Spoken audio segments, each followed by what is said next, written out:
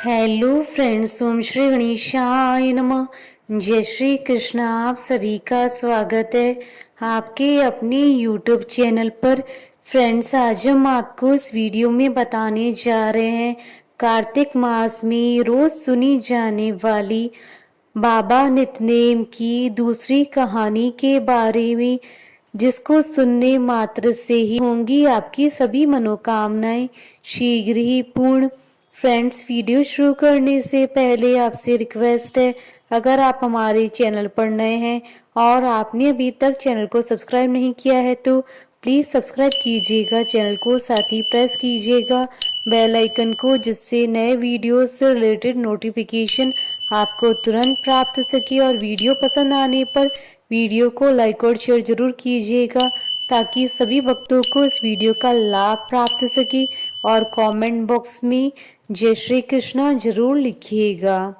कार्तिक मास महात्मा सभी प्रकार के विघ्नों का नाश करने वाले तथा सारी सृष्टि का पालन करने वाले श्री गणेश जी तथा ज्ञान के दाता देवी श्री सरस्वती जी तथा सब पुराणों के कर्ता श्री व्यास जी तथा श्री गुरुदेव जी के चरण कमलों में नमस्कार करके भगवान की श्रद्धा और भक्ति रस में डूबे हुए कार्तिक मास महात्म्य की कहानी कहती हूँ। कार्तिक मास महात्म्य की 8वीं कहानी प्रारंभ।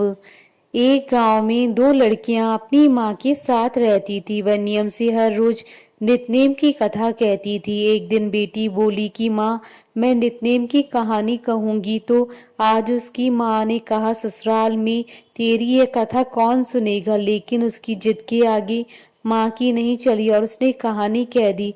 कुछ समय बाद उसकी शादी हुई और वह ससुराल चली गई। ससुराल आने के बाद उसने एक एक कर सभी को कहा कि मेरी नितनेम की कहानी सुन लो, लेकिन हर किसी ने कोई न कोई बहाना बनाकर उसे टाल दिया। कोई भी उसकी कहानी नहीं सुनता, जिससे वह भूखी ही रह जाती। एक दिन उसकी एक पड़ोसन ने कहा कि चल मैं तेरी कहानी सुनूंगी। तो उसने पड़ोसन को अपनी कहानी सुनाई और रोटी खाई। अब रोज वह पड़ोसन को अपनी नितनेम की कहानी सुनाती।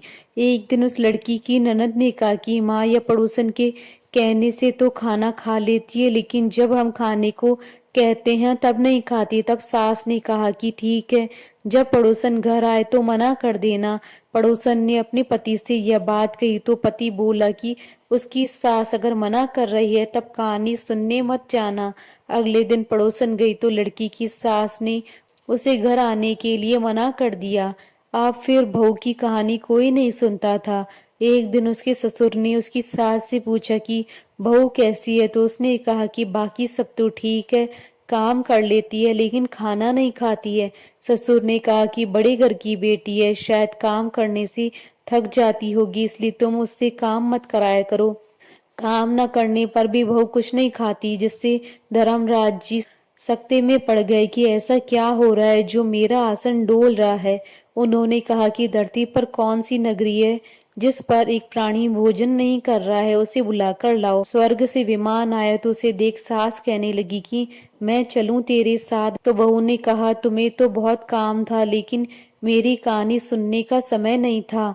जेठानी ने जाने को कहा तो बहू बोली, तुम्हें तो मालिक का खाना बनाना है। ननद ने जाने को कहा तो वह बोली कि तुम्हें तो अपने खिलौनों से खेलने की फुर्सत नहीं है। अब पड़ोसन ने उससे कहा कि मैं चलूं, तब वह बोली कि हाँ, तुम मेरे साथ चलो, क्योंकि तुमने ही मेरी कहानी सुनी है। पड़ोसन अपने पति के पास गई तो वह बोला कि तू तो बड़ी भाग्यशाली है, जो जीते जी ही स्वर्ग में जा रही है। हे नितनेम बाबा, जैसे उसे मोक्ष मिला वैसे सभी को ही मोक्ष मिले।